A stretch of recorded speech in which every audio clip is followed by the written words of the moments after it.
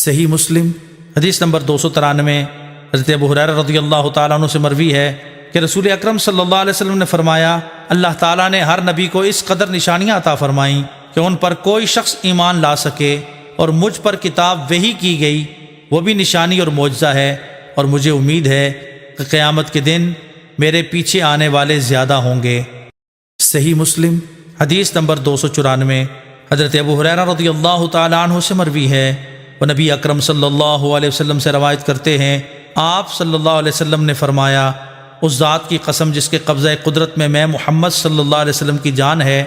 اس امت میں سے کوئی یہودی اور نصرانی میرے بارے میں سنے اور میرے لائے ہوئے دین پر ایمان نہ لائے، وہ جہنمیوں میں سے ہوگا۔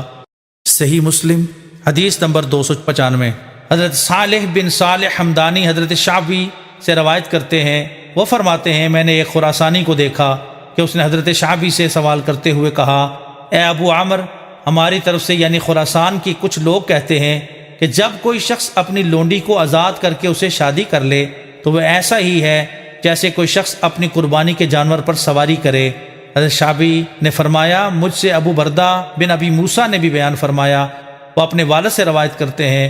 کہ نبی اکرم صلی اللہ علیہ وسلم نے فرمایا، 3 قسم کے آدمیوں کو دگنا اجر ملے گا۔ ایک وہ شخص جو اہل کتاب میں سے ہو اور اپنے نبی پر ایمان لائے، اور نبی اکرم صلی اللہ علیہ وسلم کو پائے تو آپ پر بھی ایمان لائے،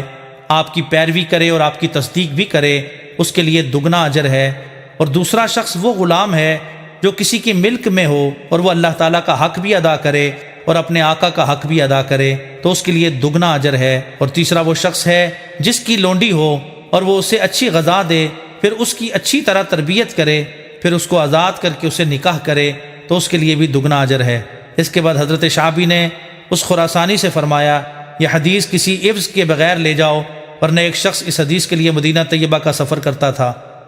صحیح مسلم حدیث نمبر 296 ایک دوسری سند کے ساتھ اس کی مثل مروی ہے۔